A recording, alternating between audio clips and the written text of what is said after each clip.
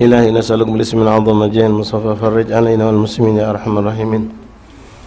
الفاتحة إلى رسولنا شفينا قرة أعيننا سيدنا رسول الله محمد بن عبد الله صلى الله عليه وسلم أهل بيته وأزواجه وذريته وأنصاره وأصحابه وأحبابه جميع ثمين الأرواح كافة أولى من قرون مشارق الأرض إلى مغربها برها وبرها، خصوصا سادتنا من أهل المعنى البقي أهل زنبا الفريد وقدر أجمعين وأهل حضر وكلهم جميع، خصوصا سيدنا مولانا مهجر الله بن عيسى غير الله بن مساسن علي بن لمح مسافن علي بن الخلق سام سيدنا محمد بن بن وصوله وقريب سيدنا مولانا صلى الله عليه وسلم المقدم محمد بن علي بن علي وسلم زمان السكاب وأولاد جميع وصوله وفرج جميع سادتنا علي بعلي ومن الأرواح كافة المعالم كتب النافية مسلم كتب النافية من الشيخ الحضرة والأذكار والأوراد والأحزاب ومنظومة الصلوات دعوات والنجاة والمجمعين، خصوصا لقرأنا كتبهم وأورادهم وأحزابهم ومنظوماتهم وصلواتهم دعواتهم ونجاتهم في معهدنا في مجالسنا في أيام في أوقاتنا، خصوصا في هذه الليلة السعيدة المباركة الإمام نور دمشق والحبيب بن عبد الله أبي بكر بن عبد الله الأكبر وكل من ذكر أسمائهم من العلماء والأولياء والمحدثين والمحققين والصوفيين أولئك أصفياتك كلهم أجمعين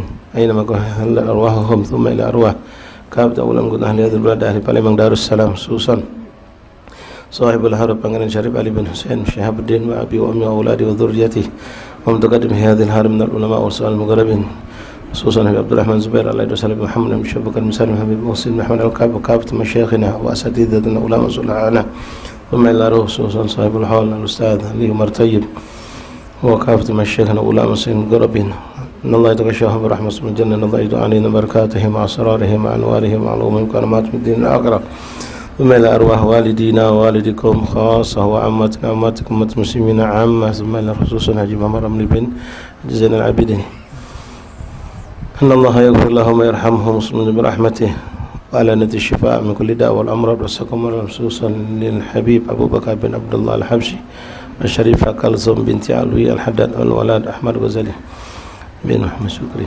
وكل من أوصلهم بالشفاء من إخواننا ومن أحبابنا، الله يشفيهم شفاء عاجلا شفاء لا يغادر سقما ولا علمه، إن الله يفتح علينا عليكم فتوحا لا نفين فكرهم في الدين إن الله يغفر ذنوبنا ويستر عيوبنا ويكشف كروبنا ويقضي حاجتنا الدنيا والآخرة حاجة الدنيا بمسألة الآخرة، إن الله يرزقنا التقوى والاستقامة ويختم لنا ولكم الحسنى في خير والعافية إلى حضرة النبي. فاتحة.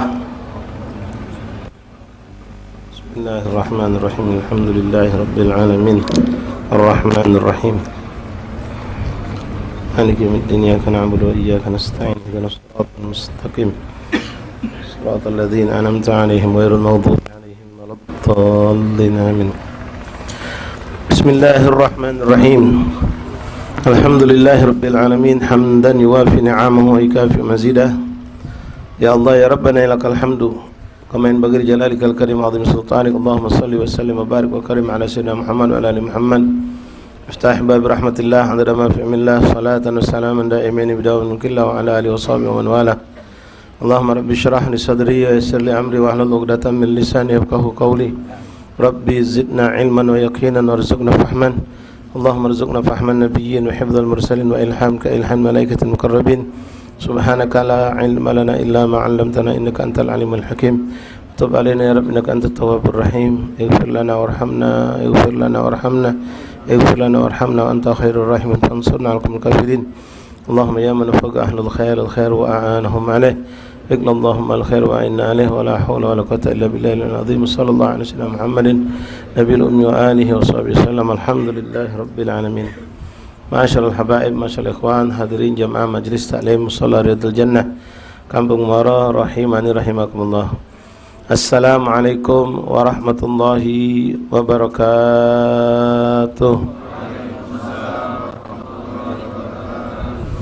Alhamdulillah, thumma alhamdulillah, lakal hamdu syukra ya Rabbana.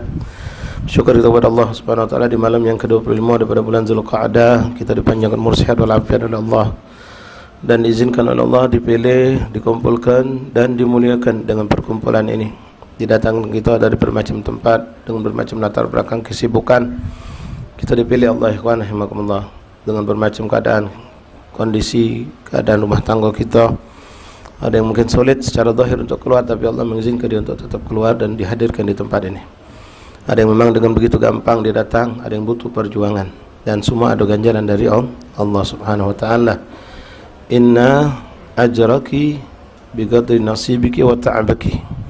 Rasulullah pernah berkata kepada Sayyidatuna Aisyah radhiyallahu taala anha, yang saat itu beliau karena badannya yang rengkih, yang kurus, yang kecil, ketika ikut Rasulullah berhaji, berumrah, beliau ngerasa kecapek, letih, lalu sempat mengeluh kepada Rasulullah tentang kondisi dia. Lalu Nabi Muhammad SAW memberikan motivasi kepada istri yang tercinta Sayyidatuna Aisyah Ridha dengan mengatakan, ya Aisyah, inna ajraki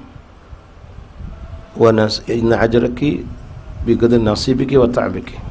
Kalau kamu kalau sallallahu alaihi wasallam mengatakan, ya Sayyidatuna Aisyah, wa Aisyah, kata Rasulullah, sesungguhnya ganjaran yang bakal kau dapatkan tergantung capeknya kau, letihnya kau, dan pengorbanan yang kau berikan. Jadi semakin besar usaha kita untuk mencapai suatu kebaikan, maka insya Allah semakin besar pula Allah berikan pahala untuk kita. Dan untuk yang rumah dekat, boleh dari sisi kalau dia pandai mensyukuri nikmat Allah. Rumah dekat tapi dia bersyukur, dengan dekat tadi dia semangat datangnya cepat misalnya, ya, dia siapkan diri dia, maka dia pun dapat kelebihan dari pahala walaupun rumahnya dekat tadi. Jadi Allah Maha Kasih, Allah Maha Adil. Dulu di zaman Rasulullah SAW ada kelompok namanya Bani Sulaim. Bani Sulaim ini Masya Allah seperti semua sahabat Rasulullah, selalu pengen dekat sama Rasulullah, selalu pengen hadir di majlisnya Rasulullah, selalu pengen tidak lepas untuk sholat berjamaah bersama Rasulullah. Tapi mereka ini kampungnya agak jauh dari Nabi Muhammad SAW. Saking pengennya mereka merasakan, ya mungkin ini dirasakan oleh antum, ikhwan, ya, yang rumahnya jauh dari majlis-majlis yang kita adakan di kampung-kampung habaib atau di kampung-kampung di sini. Sampai kelompok Bani Sulaim ini bertekad bulat untuk mencari tanah yang dekat dengan masjidnya Rasulullah, yang dekat dengan rumahnya Rasulullah SAW. Nama Rasulullah di sampingnya masjid. Untuk apa? Untuk itu tujuannya, pengen tidak akan pernah lepas satu apapun kebaikan yang ada pada diri Nabi, mereka mendapatkan. Itu tujuan mereka. Tidak pengen terlambat. Kalau ada sholat kah, majelis kah, apapun kebaikan mereka langsung dapat. Dia bertetangga dengan Rasulullah. Mereka berharap dengan tujuan yang seindah ini mereka pengen. Lalu mereka pun berusaha untuk itu, mencari tanah yang cukup luas untuk mereka, jika ini segogoan nak pindah, bukan sikap uang, segogoan. Sekeluarga besar itu, satu bani kelompok suku ini pengen pindah mencari tempat yang dekat dengan Rasulullah. Dan Rasulullah tahu, selama ini Rasul menyaksikan mereka itu orang-orang yang sungguh-sungguh, orang-orang yang bermujahadah. Rumah jauh mereka tidak pernah terlambat untuk hadir sholat bersama Rasulullah. Rumah mereka jauh, kampung mereka jauh, mereka tidak pernah gaib, tidak hadir di majlisnya Rasulullah. Itu sudah Allah berikan untuk mereka. Maka ketika mendengar kabar ini, maka Rasulullah SAW memberikan kabar untuk mereka, kabar gembira. Rasul mengatakan kepada kelompok Bani Sulaim itu, ya Bani Sulaim, sami itu aku mendengar kalian punya niat pengen hijrah, pengen pindah dekat dengan masjid aku. Kata Rasul, jangan, tetaplah kamu di sana. Karena ajar, ganjaran yang kamu dapatkan selagi kamu berada di tempat yang jauh menuju ke tempat ini, itu akan melampaui semua orang yang dekat di tempat ini. Sallallahu alaihi Muhammad. Itu kata Rasulullah SAW kepada mereka, sehingga mereka pun akhirnya senang dengan kabar dari Rasulullah tadi. Ya, kalau Rasulullah menyaksikan mereka orang yang sudah istiqomah, dan Rasul tidak pengen hilang itu ganjaran dari mereka. Ya, kalau orang-orang memang galak, ya masih belum istiqomah, barangkali ya perlu dianjurkan dekat-dekat, barangkali. Tapi ya balik kepada niat kita, sungguh-sungguh tak kita dalam berniat tadi. Kalau memang kita sungguh-sungguh, ya ikhwan rahimakumullah, pengen dekat dengan masjid fulania, kenapa? Aku pengen sholat subuh berjamaah di situ, nikmat sholatnya pakai Quran misalnya. Aku pengen dekat kampung-kampung habaib, lumaknya banyak majlis. Tapi Allah tidak izinkan mungkin. Tapi Allah ganti dengan ente dimudahkan Allah untuk datang walaupun dari tempat jauh. Berarti Allah cinta sama ente dengan memberikan pahala yang lebih banyak. Karena boleh jadi wallahu alam kita tidak tahu apa yang baik untuk kita. Sudah kita pindah ke tempat yang dekat, justru mungkin kita tidak juga berubah. Tidak ada penambahan dekatnya kita dengan kebaikan, boleh jadi. Allah yang lebih tahu. Jadi kita minta yang paling bagus, doa itu minta yang terbaik untuk aku ya Allah. Berikanlah yang terbaik untuk aku, dan serahkan milihnya Allah. Kalau memang Allah takdirkan kita baik buat kita dengan rumah lebih dekat dengan sumber kebaikan, dekat pesantren, dekat masjid, dekat majlis taklim, dekat dengan ulama, maka alhamdulillah kita syukuri dan berikhtiar untuk itu boleh tanpa harus memaksakan diri. Ya. Lalu kita berdoa, seandainya tidak diberikan Allah peluang untuk hijrah, maka husnuzan sangka baik sama Allah, mungkin kita sama seperti Bani Sulaim tadi, yang memang Allah mengendaki kita jauh, tapi ganjar pahala kita lebih diberikan Allah Subhanahu wa ta'ala. Nah ini mungkin juga antum merasakan ikhwan, ya, yang datang dari jauh, kadang-kadang dengan capek letihnya, ya, perjalanan sampai setengah jam lebih, macam yang dari Begayut itu, nah, jauh itu, ya, perjalanan cukup jauh sampai ke sini, nak sabar, ya, capek letih, duduk di majelis atau sudah komat, kadang-kadang belum sempat duduk ngasoh, sudah komat. Nah, kita jalan nih, sabar. Insyaallah ganjaran kita lebih besar di sisi Allah Subhanahu wa taala. Penting ikhlas. Ya, kalau dah ikhlas ya capek dunia, capek akhirat. Ya, dia jingok uang kita ni Masya Allah, datang dari jauh. Ya itulah dia jingok uang. Nanti dia jingok uang, dapat pahalanya tak kati. Ya. Bagaimana Rasulullah SAW bersabda dalam hadis innamal a'malu bin ya, wa innamal likulli imri'in ma nawa. Faman kanat hijratuhu dunya sibuha mulatin man hijratuhu ila Allah Rasulullah fi hijratuhu ila Allah Rasul. Kalau memang niatnya untuk Allah dan Rasul, maka dia akan dapatkan dari Allah dan Rasul. Mudah-mudahan kita semua insya Allah pahala yang dekat dengan majlis-majlis taklim insya Allah banyak, yang jauh pun insya Allah banyak. Ya dari segi apa Allah memberikan, Allah yang lebih tahu. Ya, lebih tahu. Sama ikhwan, dalam lini kehidupan bermacam bentuk kehidupan kita ni, kita tak tahu yang mana yang terbaik untuk kita. Boleh jadi orang jadikan kaya justru lebih baik buat dia. Ada orang yang justru dijadikan Allah tidak kaya justru lebih baik buat dia, karena Allah yang lebih tahu. Kalau kita kaya mungkin kita akan jauh dari akhirat. Ketika kita miskin, kita bisa dekat sama Allah, dekat sama akhirat. Tapi ada orang yang dipilih Allah justru dengan kekayaan dia bisa dekat sama Allah. Kalau dia miskin, dia tambah jauh dari Allah. Nah, kita tak tahu yang mana terbaik. Kita jalani hidup ini dengan pasrah kepada Allah, berikhtiar dengan semampu kita. Jangan berambisi apalagi mencari apa yang tidak perlu kita cari. InsyaAllah mudah-mudahan apa yang kita jalani hidup sekarang ini ikhwan, dan kondisi apa yang kita alami ini yang terbaik yang diberikan oleh Allah Subhanahu wa taala. Kalau untuk urusan dunia, maaf, mudah-mudahan ini tidak berlebihan dalam omongan. Antum tidak perlu terlalu berusaha untuk merubah kehidupan kita, tapi urusan akhirat yang harus kita usahakan. Ya, mana biar kita meningkat urusan akhirat. Kalau urusan dunia kita cari sesuai dengan kebutuhan, ya, itu yang dianjurkan oleh salaf. Ya, cari sesuai kebutuhan. Oh, tidak usah kalau kita banyak duit kita pacak sedekah. Iya nih, apa? Ya, pas sudah banyak duit dah sedekah juga. Ya, mikirkan lagi, investasi lagi, tidak selesai. Yang jelas yang lebih kita fokuskan masa depan hakikat, masa depan akhirat. Itu yang harus kita pikirkan. Dunia carilah ya, sesuai dengan kebutuhan kita, bukan dengan sesuai keinginan kita. Carilah dunia ini sesuai kebutuhan, bukan sesuai dengan keinginan. Karena tidak semua yang diinginkan itu dibutuhkan. Tapi apa yang dibutuhkan pasti itu adalah keinginan yang walaupun bukan keinginan kita, tapi itu kebutuhan. Artinya memang itu akan benar-benar jadi sesuatu yang manfaat insya-Allah. Alhamdulillah ala kulli ni'am. Ya, kita syukuri apa yang sudah Allah berikan kepada kita, tinggal kita perbaiki kondisi kita. Dunia kita perbagus, akhirat kita pun kita perbagus di hadapan Allah Subhanahu wa taala. Baik ikhwan, rahimakumullah, kita lanjutkan bacaan kitab Al-Adhkar Imam Nawawi Ad-Damsyiki rahimahullah taala. Bismillahirrahmanirrahim. Alhamdulillahirabbil alamin. Allahumma shalli wa sallim ala sayyidina Muhammad wa ala ali Muhammad. Qala ma'alif rahimahullah taala wa nafa'ana fil bidarin amin. Bab fil alfaz hukiya an jama'atin minal ulama karahatiha wa laysat makruhah. Ini perkara judulnya menyebutkan Imam Nawawi tentang lafaz atau ucapan-ucapan yang pernah disampaikan oleh orang yang dikenal sebagai ulama. Orang tersebut menyampaikan tentang suatu perkara yang uji dia ini makruh, ini jangan dilakukan, padahal sebetulnya hukumnya tidak seperti itu. Nah, ini ada terjadi, ya, ada terjadi dari zaman beliau sampai zaman kita pun ada. Kadang-kadang ada seorang mengatakan ini tidak boleh, haram, padahal hukum asli dalam syariat tidak ada yang mengatakan haram, cuma sebatas makruh misal. Nah, bagaimana kita menyikapi yang seperti ini? Ya, di sini Imam Nawawi memberikan hal ini, mungkin ini terjadi pada kita.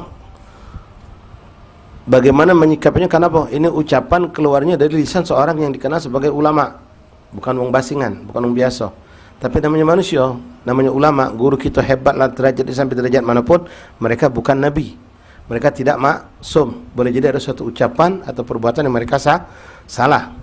Jadi jangan kita terlalu juga fanatik yang salah. Guru kita tidak boleh kata kesalah, guru kami benar itulah. Tidak, ya, guru kita boleh jadi ada kesalahan, ada kehilafan, karena mereka seorang manusia biasa, cuma dimuliakan Allah dengan ilmu dan iman yang lebih dari kita. Tapi kalau maksum tidak, tapi kalau Nabi maksum, tidak bisa disalahkan. Perbuatan, ucapan gara-gara mereka semuanya dijaga Allah sehingga mereka terhindar dari segala bentuk kesalahan.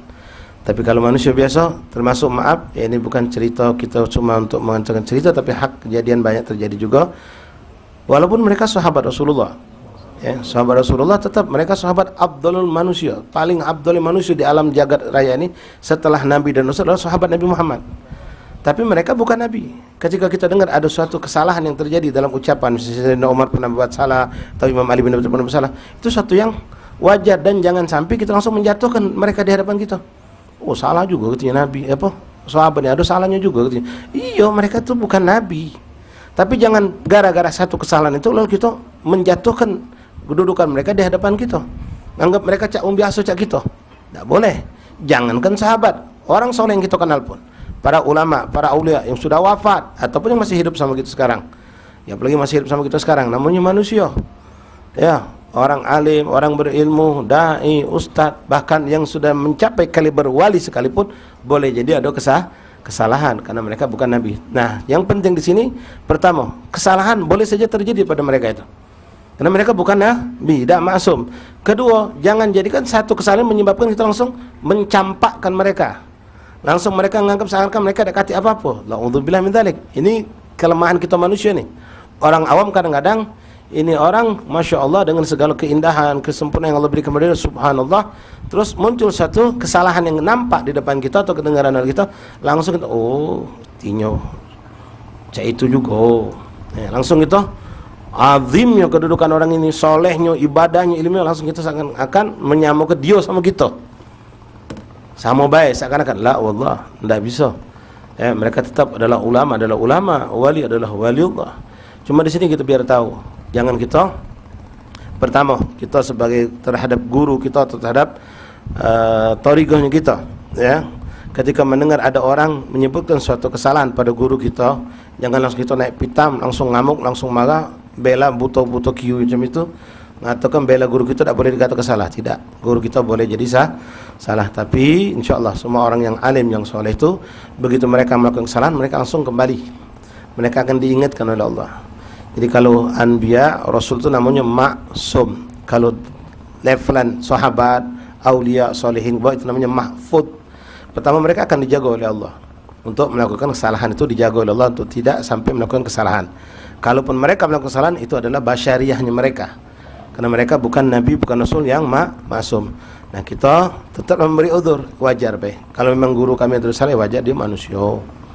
Ya, tapi jangan gara satu, coba satu titik apa dia? Susus belanga, gara-gara setetes nilai ya rusak, langsung dikecam, langsung di macam wong Ka'bah, Baitullah, Ka'bah yang sekarang Masya Allah berjuta manusia ngelilingnya setiap saat. Ka'bah adalah Baitullah, mulia, agung, bangunan paling mulia di muka bumi Allah adalah Ka'bah. Jangan gara-gara misal ada bawang mega Ka'bah, bawang dago mereka kalau ada kotoran langsung kita katakan, wah Ka'bah ini najis, langsung kita jatuhkan derajat Ka'bah. Oh, tidak. Lalu kita hancur ke Ka'bah, tidak, bersih kebaik kotorannya.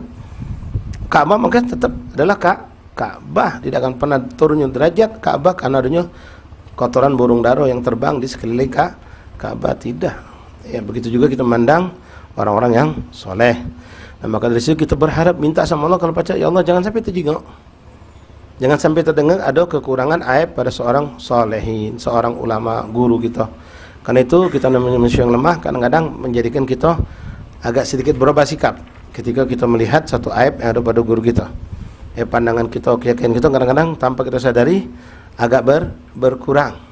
Ta'zimnya kita pun akhirnya berkurang. Nah, ini kita khawatirkan, akhirnya kita pun kurang mendapatkan kebaikan dari mereka. Keberkahan mereka pun akhirnya terharamkan. Maka kita berdoa dalam setiap kumpul majlis atau dimanapun, kita berdoa minta kepada Allah, mastur uyuban nas anni wala tadhhib barakatahum minni. Itu secara umum, ya Allah tutupilah aib seluruh manusia dari pandangan mataku, dari pendengaranku, dan jangan kau haramkan berkah mereka untukku. Nah, lebih fokus lagi, lebih kita kerucutkan lagi, kita khususkan lagi, Allah mastur uyub muallimi anni atau ustadzi anni.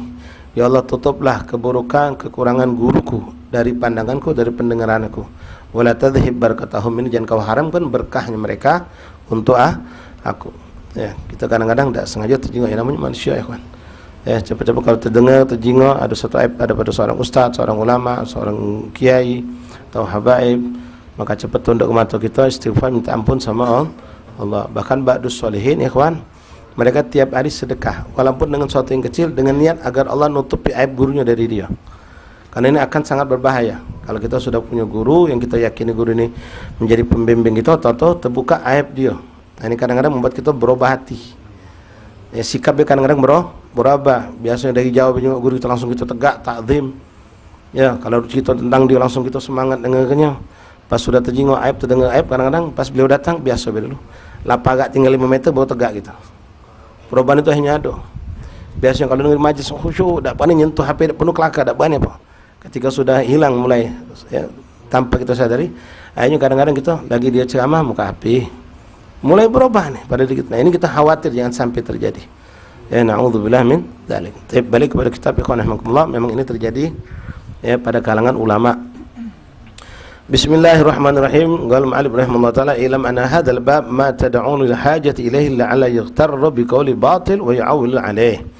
Ini bab sengaja aku tampilkan, kata Imam Nawawi Ad-Damsyiki rahimahullah taala dalam kitab Al-Adhkar, karena aku lihat ini adalah suatu yang hajat, dalam arti kata harus aku sampaikan.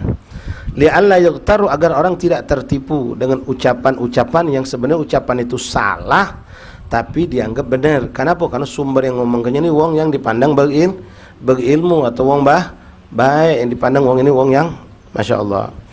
Wa'lam anna ahkam syara' khamsah, ketahuilah sesungguhnya hukum syariat itu ada 5. Al-ijab itu wajib, wan nadab sunnah, wat tahrim haram, wal karahah makruh, wal ibahah mubah. La yathbutu syai'un minha illa bidalil, dan tidaklah kita menentukan ini haram, ini sunnah, ini mubah, ini makruh, ini wajib kecuali ada dalilnya, ada landasannya. Tidak sembarang, oh ini wajib, haram, oh ini tidak boleh, haram, oh ini wajib, harus gawekan.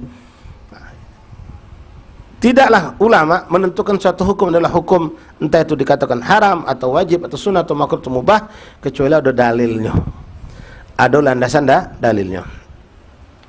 Wa adillatu syari' ma'rufah, adapun dalil-dalil dalam syariat itu sangat jelas, baik itu dari Al-Quran ataupun hadis atau ijma' ulama atau qiyas. Fama la dalilun alaihi la yaltafid ilaihi, kalau tidak ada dalilnya, maka tidak perlu kita noleh kepadanya, tidak usah diambil, lewat ke baik. Tapi maaf ya, ini bukan urusan levelan kita ini. Jangan perlu jadi seperti mereka, kelompok yang mana dalilnya, sedikit mana dalilnya. Kalau kita aduh hadisnya sahih apa tidak, maksudnya memang tak katik nian. Kalau kita ngawam nih ikhwan, cukup melok guru kita, cukup melok apa yang saya baca nih. Saya baca kitab nih, dalilnya ada ribuan tentang apa yang kita bahas. Antum tak pegang kitab, antum tak perlu tahu benar ni apa Habib Suki maca tu, benar ni apa Ustaz Suki tu. Kalau tak katik di kitab, ya.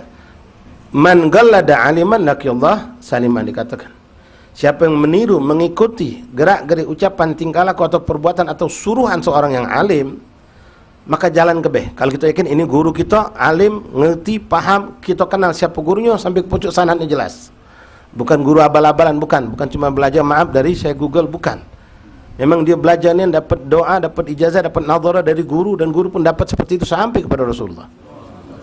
Dan kita lihat tingkah laku mereka, ucapan mereka pun tidak menyerempet ke kanan atau ke kiri, istiqamah misal.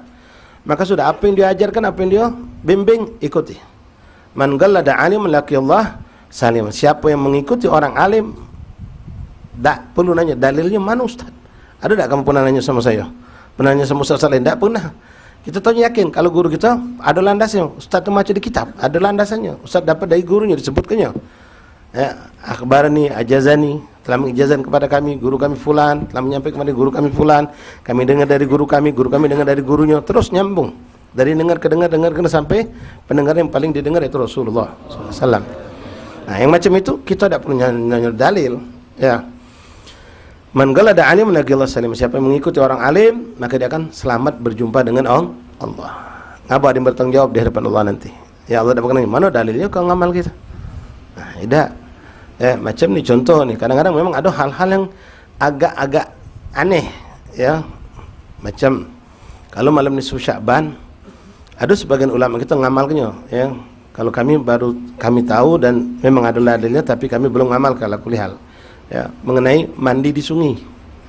Malam nisfu Sya'ban, ya, dianjurkan mandi di sungai atau di laut, karena dikatakan pada malam nisfu Sya'ban itu air yang ada di bumi bersambung dengan Al-Kautsar, airnya Allah yang ada di surga. Jangan pakai logika. Ada tak dalilnya? Begitu dikatakan ada dalilnya, siapa ngamal ke Ustaz? Termasuk ini yang ngamal ke, kalau kita buka cerita manaqib Ustaz Ali Martoyib. Beliau mengamalkan itu. Beliau ngajak muridnya dulu mandi di sungai di itu Kampung Sungai Bayas. Pernah beliau ngamal gitu. Ya. Kita kejadian tahun kemarin ada juga cuma dapat musibah ala kulli hal, tapi meninggal syahid ala kulli hal. Yang 2 tahun lewat ya. Apa tahun tadi? 2 tahun lewat. Nah, ngadu-ngadu, kati-kati, mandi sungai sunnah malam. Nah, jangan ngadu-ngadu, memang ada dalilnya. Walaupun mungkin agak aneh nyingoknya. Ketika ada dalilnya sudah sukut ente. Nah, ente tidak tahu dalilnya tapi ente juga Ustaz Ali Martoyib misal contoh yang ngamalkannya atau Habib Fulan ngamalkannya, sudah sukut, diam. Karena kita tahu ini orang yang bukan wong sembarang.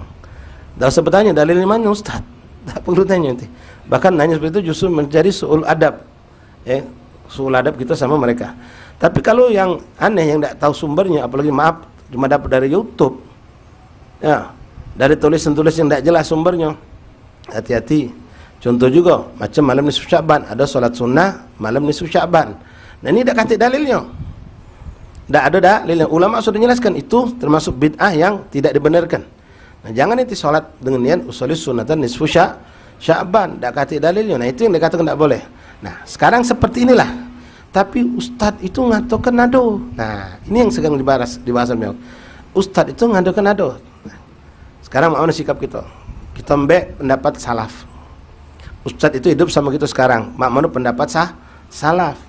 Ketika dibuka dari kitab-kitab salaf tidak ada yang ngatakan itu. Nah Ustadz ini mungkin dia dapat dari uang juga. Atau kadang-kadang kita ini hobinya ngesek. Apa yang dapat sekarang nih? Ngesek. Dalilnya dari mana kita tidak tahu. Maka tetaplah kembali kepada kitab. Kembali kepada apa kata ulama salaf. Tanpa kita mengatakan Ustaz itu berarti ngajari salah. Jangan. Ya. Mungkin dia ada suatu kesalahan tapi jangan mengatakan sekarang dia nyesat ke kita, tidak. Ya. Nah, kembali kepada kitab yang dipegang oleh ulama mengatakan itu tidak ada, maka sudah. Adapun salat sunnah di malam nisfu Sya'ban, malam nisfu Sya'ban itu salat sunnah bebas, salat sunnah pun, tapi yang tidak boleh itu niatkan usolih sunatan nisfu dari Sya'ban, itu yang tidak ada. Itu contoh. Contoh. Masyaallah ahbab rahimani rahimakumullah. Jadi makna di sini kata beliau fama la dalil alaihi la yaltifut ilaih. Yang dak kata dalilnya jangan kau toleh, jangan kau ikuti. Bukan berarti kita nak disuruh nanya mana dalilnya. Laju sago kamu. Ya. Rukuk dalilnya mana? Nanya Ustaz. Sujud dalilnya mana? Nanya Ustaz. Nah, tak maju-maju belajar kita. Terus cuma ngurusi dah dalil. Ya. Dalilnya itu nah depan kau nah. Ada kiai duduk depan mimpin acara ini. Berarti itu sudah dalil sudah. Kalau ini salah, kiai itu tak kadang mimpin acara ini. Tak kadang dia hadir di acara tersebut. Nah, itu sudah cukup dah dalil tadi buat kita. Wala yahtaju ila jawab, dan tidak perlu kau berbantah tentang itu kalau memang tahu dak kati dalilnya nih, dak kati dan landasannya apa yang dibuat oleh mereka nih. Li'annahu laisa bihujjah, karena itu tidak perlu dicarikan dalilnya. Ngapa buang waktu ngurusi sesuatu yang tidak perlu. La yushghilu bijawabihi, tidak perlu kau sibuk mencari jawabannya, tidak perlu. Untuk sesuatu yang memang tidak ada dah dalilnya. Wa ma hadza faqad tabarra al ulama fi mithli hadha bi dzikri dalil ala ibtalihi. Dan yang seperti ini ulama kita telah melepaskan diri, ya, tidak mau mereka membuang waktu, pikiran, tenaga mereka untuk mencari dalil untuk menjelaskan ini dak kati dalilnya. Dak kati dalil sudah, tutup, tidak usah dibahas. Cari yang lain yang lebih penting untuk kita bahas. Wa maqsud bi hadha al muqaddimah anna ma dzakartu anna qailan karahatan thumma qultu laisa makruha. Yang maksud di sini kata beliau yaitu adanya ucapan dari ulama yang mengatakan oh ini makruh. Tsumma qultu laisa makruhan. Nah di sini aku katakan itu tidak makruh. Ya, karena ulama yang mengatakan makruh itu dalilnya tidak tepat. Tidak sesuai dengan pendapat ulama kebanyakan. Inna ma'agatu hadzal bab li ubayyin al khata' fihi min as-shawab li alla yaghtaru bi jalalati ma yudhafa ilaihi hadzal qaul al batil. Ini aku ungkapkan agar kita tidak larut dalam kesalahan, karena ucapan yang salah tadi muncul dari seorang yang dianggap ulama, dianggap sebagai orang yang punya kedudukan, keagungan. I'lam anni la usammi qailina bi karahatin hadzal alfaz li alla tasqutu jalalatuhum wa yusa'adhannu bihim. Tujuan aku bukan untuk menjatuhkan derajat mereka, bukan pula untuk kamu suudzon sama mereka, kata Imam Nawawi, tapi untuk menjelaskan yang penduduk persoalan sebenarnya begini loh. Jangan sampai kita salah. Contoh misal, ya, ada orang mengatakan ni dalam lagi kita musim dzabih, musim nyembelih hewan.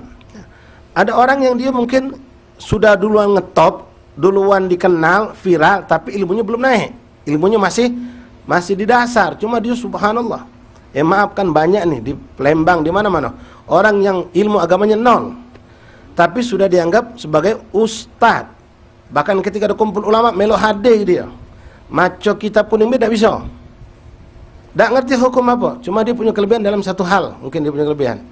Nah, orang seperti ini kadang-kadang mengucapkan sesuatu ketika ditanya dengan ucapan, jawaban, sehingga orang berpegang dengan jawaban dia, padahal ini orang kosong dari ilmu.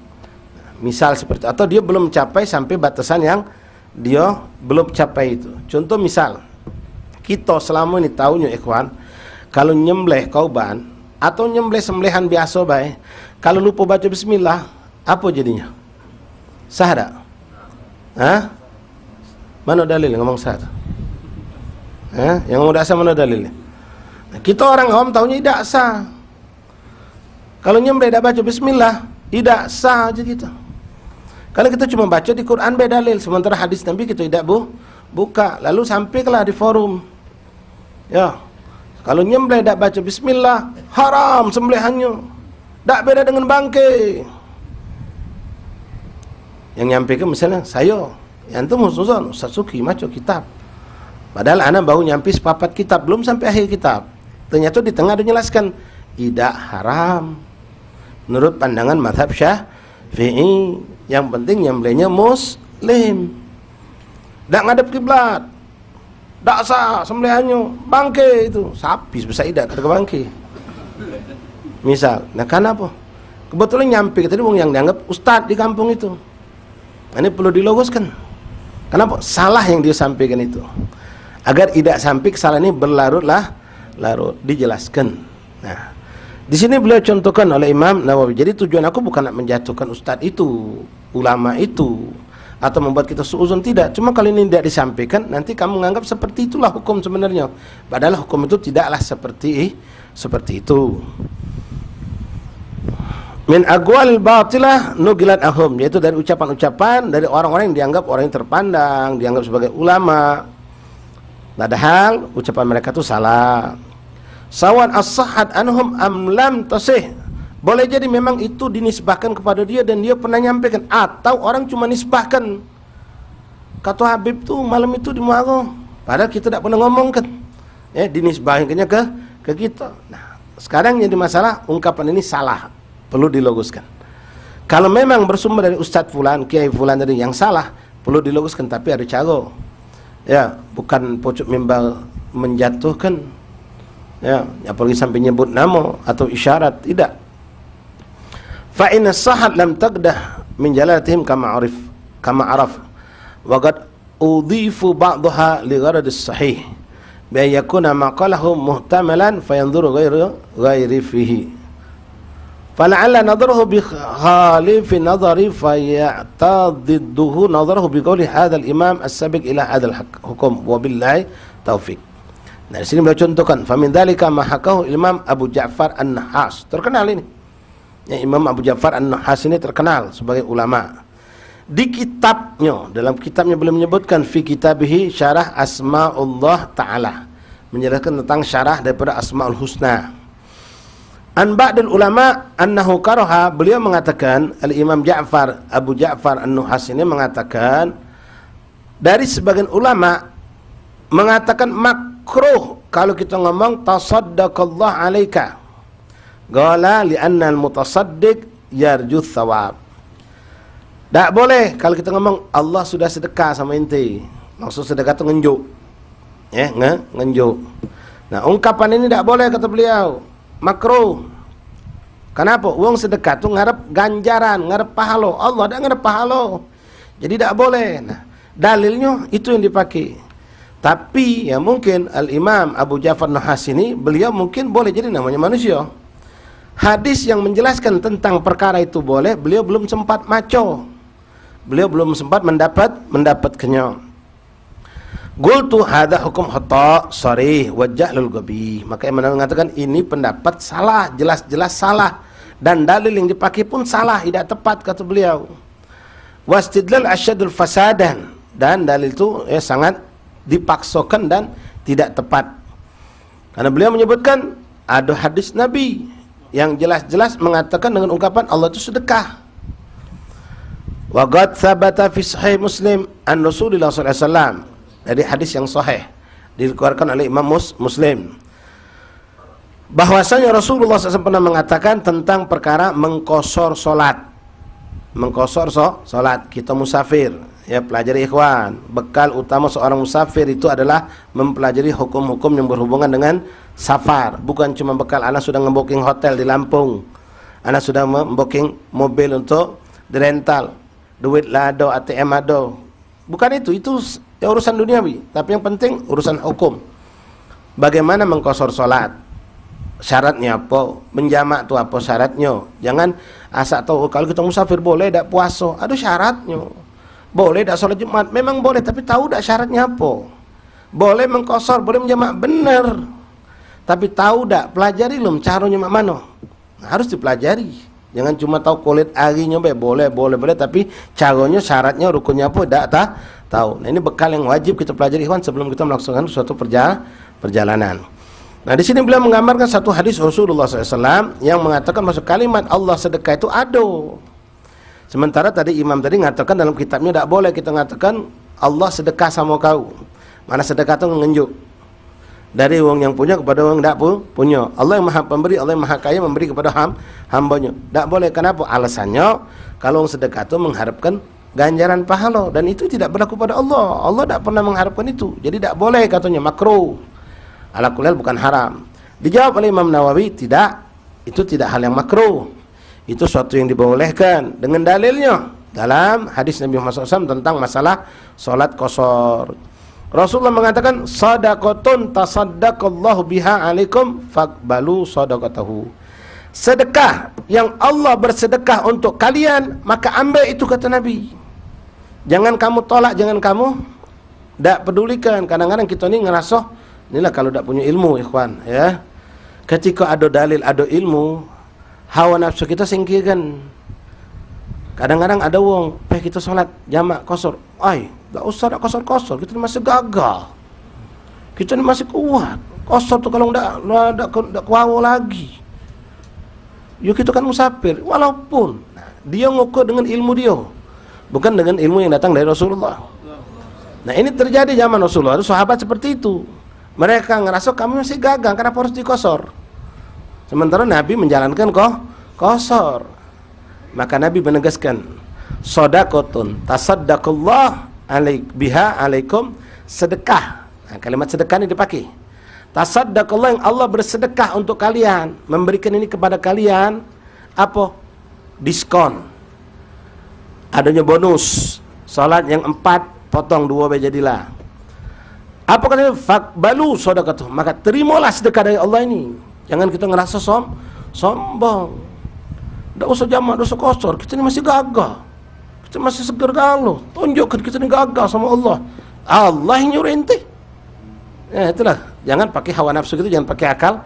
Allah kok yang nyuruh untuk kita tidak mensolat dengan sempurna, tapi boleh qasar. Walaupun itu hukumnya sunnah, tidak wajib. Orang musafir tidak wajib mengqasar, tapi Nabi mengatakan itu pemberian Allah, hadiah dari Allah. Kenapa ditolak? Terima, ambil pemberian Allah tersebut, walaupun kita merasa sehat walafiat. Sama kalau kita baik, ya jangan ukuran dengan Allah. Kita baik kalau kita nunjuk kawan, tak terimanya. Kita nunjuk makanan, nunjuk roti, nunjuk sarung, nunjuk pakaian, tak usah lah, makasih anak punya. Sedang kita nunjuk dengan cinta, terasa hati kita kecewa. Ini Allah yang lebih tahu dengan diri kita, hal diri kita ini Allah memberikan keringanan itu. Taib ikhwan rahimakumullah. Fasun min dzalika ma haqah Nuhas aidan an hadzal qa'il mutaqaddiman dzakruhu annahu karaha bi yuqal Allahumma a'tikni minan nar. Qala li annahu la yu'taq illa man yutlab thawab. Sama juga dengan ucapan, tidak boleh kita ngomong Allah ma'atikni minan nar, ya Allah bebaskanlah aku dari api neraka. Membebaskan itu biasanya perbudakan. Beliau katakan tidak boleh juga, makruh, kata Abu Ja'far An-Nuhas tadi. Kenapa? Wong yang membebaskan itu biasa mengharapkan pahala, sedangkan Allah itu memberi pahala. Jadi tidak boleh, makruh katanya. Maka itu pun dibantah oleh Imam Nawawi dengan dalil-dalil yang banyak dari hadis-hadis Nabi. Di antaranya Rasulullah pernah berkata, "Man a'taqa raqabatan a'taqallahu ta'ala bikulli udwin minha udwun minhu minan nar." Siapa yang membebaskan seorang hamba dari perbudakan, maka Allah akan membebaskan dia. Jadi dipakai kalimat a'taq tadi. Dari setiap anggota tubuhnya dari api neraka. Ma min yaumin aktsar an yu'taqallahu ta'ala fihi 'abdan minan nar min yaumil Arafah. Dan tidaklah ada suatu hari yang mana Allah paling banyak memberikan kebebasan dari api neraka melebihi daripada hari Arafah. InsyaAllah dalam lagi kita akan masuk hari Arafah. Fudul Adhan, setelah ini ada sedikit pembahasan yang ingin kami sampaikan mengenai bulan Zulhijjah. Yang mau berwuduk silakan, kalau memang tidak batal tidak usah wuduk lagi, tidak apa-apa. Fudul Adhan.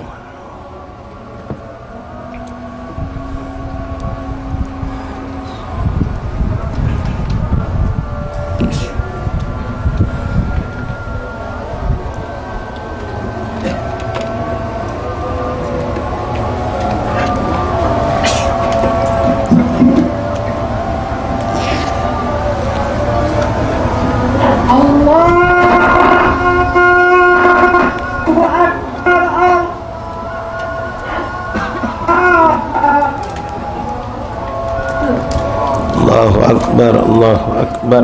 Marhaban bil qa'ilin adlan.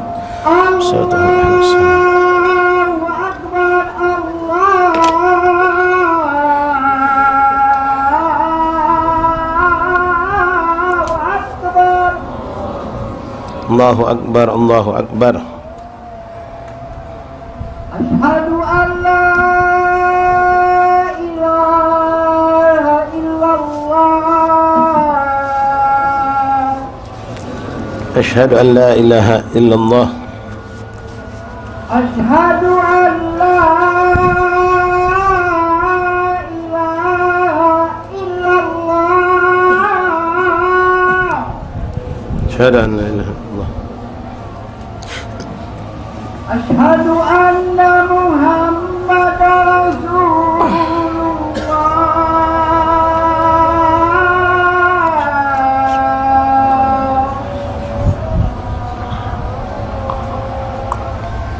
أشهد أن محمد رسول الله. أشهد أن محمد رسول الله.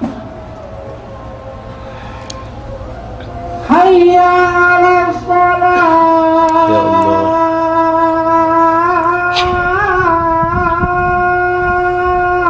حي على الصلاة. لا حول ولا قوة إلا بالله. حي على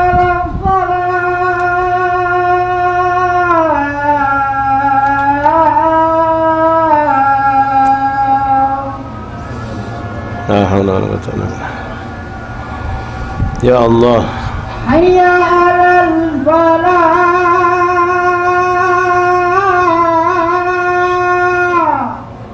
حي على الفلاح. لا حول ولا قوة إلا بالله. حي على الفلاح.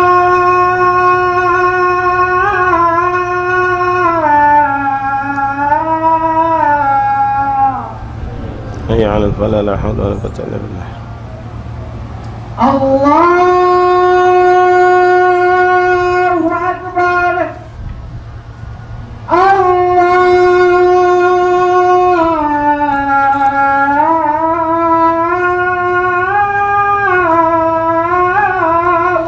Akbar. Allahu Akbar. Allahu Akbar. Ya Allah.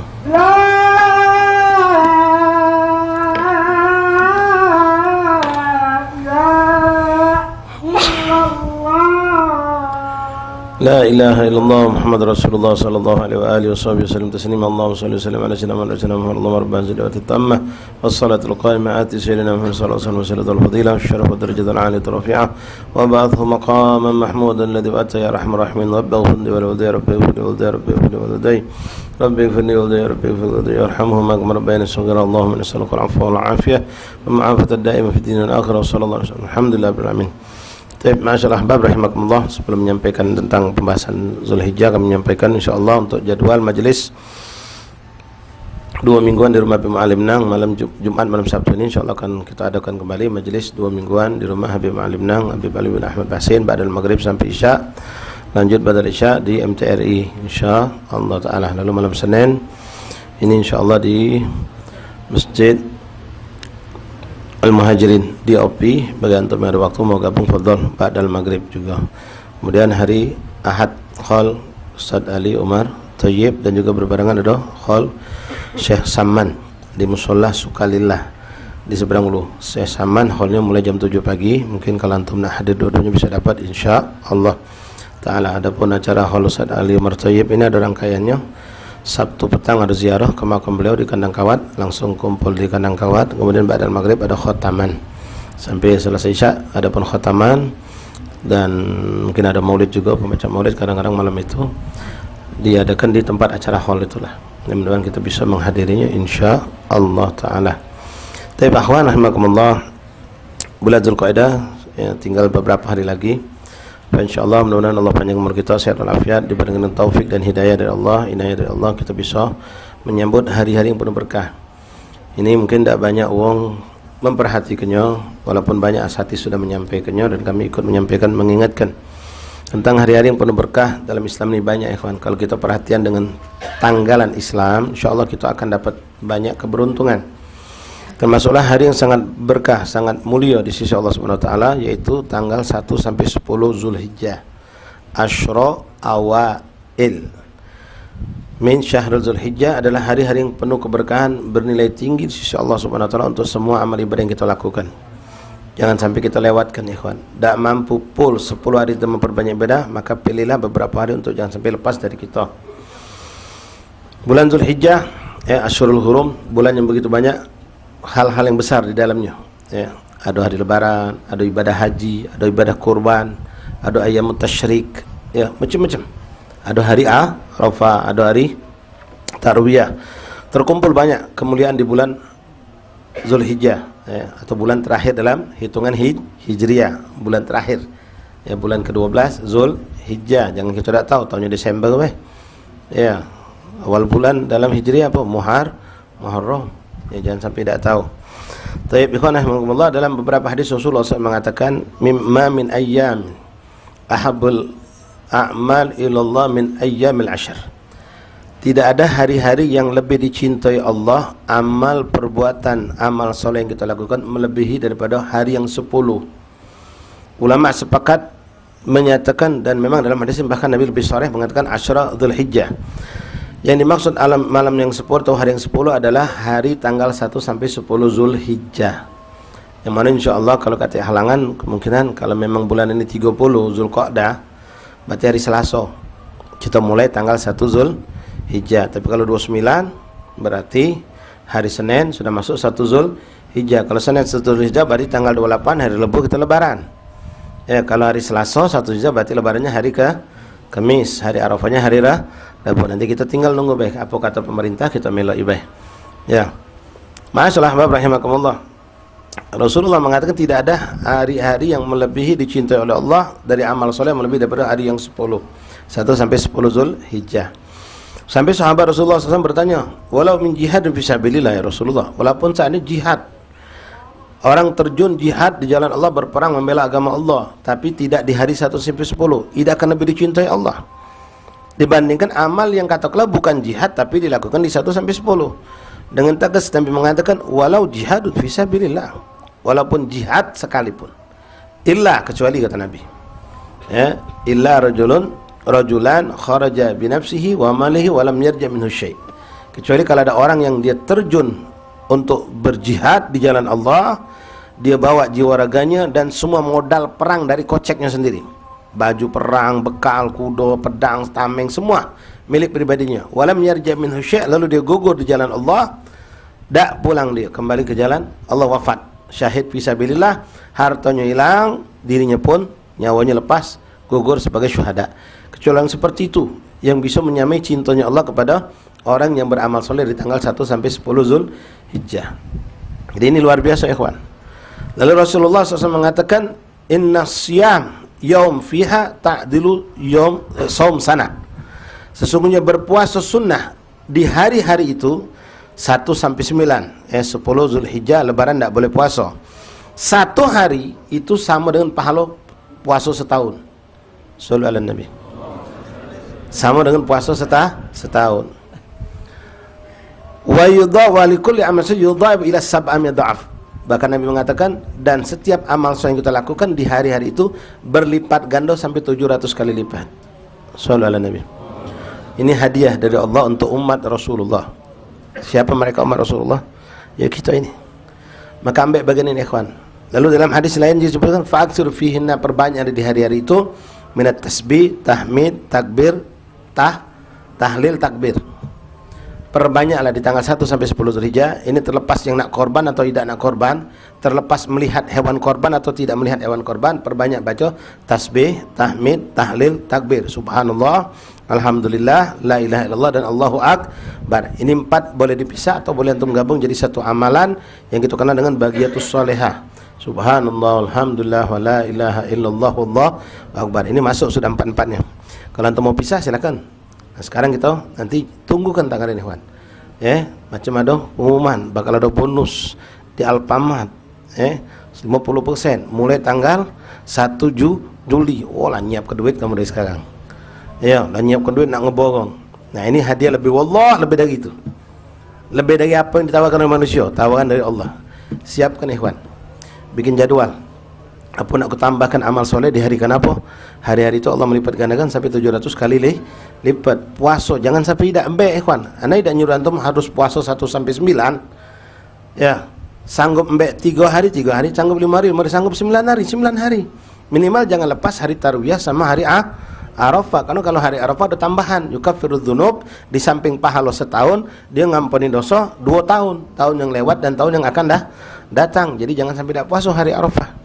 Nah, kita berharap mudah-mudahan ini ada teriakan dari ikhwan kita Muhammadiyah, karena mereka sudah matok lebaran tanggal 28. Jadi mereka minta sama pemerintah biar dilebur ke tanggal 28. Mudah-mudahan digobol ke. Ya, walaupun kita tidak melok mereka, misal kita tanggal 29, tapi kita dapat untung apa? Puasa hari libur. Hari Arafah kita libur, kita bisa puasa. Mudah-mudahan pemerintah terbuka hatinya. Ya, untuk kita dapat suatu kemuliaan, kita bisa puasa hari Arafah, keluarga kita bisa puasa. Ya, dan mereka yang memang kelompok Muhammadiyah atau yang lain yang mengambil keputusan untuk lebaran tanggal 28 Rebo, mereka juga menjadi suatu kenikmatan untuk mereka libur. Ya, apalah kesannya kalau begawi. Ya, mau lebaran dia begawi. Ya, mudah-mudahan pemerintah bisa ngambil suatu keputusan yang bijak. Kemarin be cuti bareng kan ya. Kamis Waisak, Jumat di libur ke, Sabtu libur, 4 hari sampai libur. Mudah-mudahan pemerintah kita bisa dengar ya. Ini pun bukan hanya kita, bukan hanya mereka ikhwan yang di kelompok saudara kita Ormas Muhammadiyah, tapi kita juga mengharap mudah-mudahan seperti itu. Ya, karena hari Arafah itu adalah hari ibadah. Tadi sudah disebutkan dalam hadis yang kita baca tadi. Ya, di hari Arafah tidak ada hari yang Allah membebaskan dari seorang dari paling banyak yang Allah membebaskan adab neraka kepada hambanya melebihi daripada hari Arafah. Bukan hanya untuk orang yang ada di padang Arafah, untuk kita di sini pun sama. Ya, kita berharap mudah-mudahan. Jadi ikhwan rahimakumullah, nanti antum pantau, jengoklah apa kata hari Senin tanggal 1 atau hari Selasa. Kalau hari Senin ya kita mulai. Nak ngambil puasa Senin Kamis, niatkan silahkan. Ya, mampu beb, anak cuma bisa ngambil 3 hari. Hari pertama, hari ke-5, hari ke-6, hari 8, 9 tak baca. Apa? Lagi apa? Kerja lembur misalnya. Ya sudah ambil yang kita mampu. Tapi kalau harus memang berusaha mampu, Arafah jangan tidak. Ya, hari Arafah jangan tidak dipuasa. Apa hari Arafah? Tanggal 9 Zulhijjah, Tarwiyah tanggal 8 Zulhijjah. Kalau pacak dipuasai, aja anak bini kita juga puasa. Ya rahmatullah. Wallahu a'lam bissawab. Ingat ya, perbanyak tasbih, tahmid, takbir, tahlil, dan puasa sunnah tadi kalau bisa ambillah bagian semampu kita untuk berpuasa. Wallahu a'lam. Bismillahirrahmanirrahim. Alhamdulillahi rabbil alamin. Allahumma salli wa sallim ala sayyidina Muhammadin wa ala ali sayyidina Muhammad. Ya Rabbana i'tarafna bi annana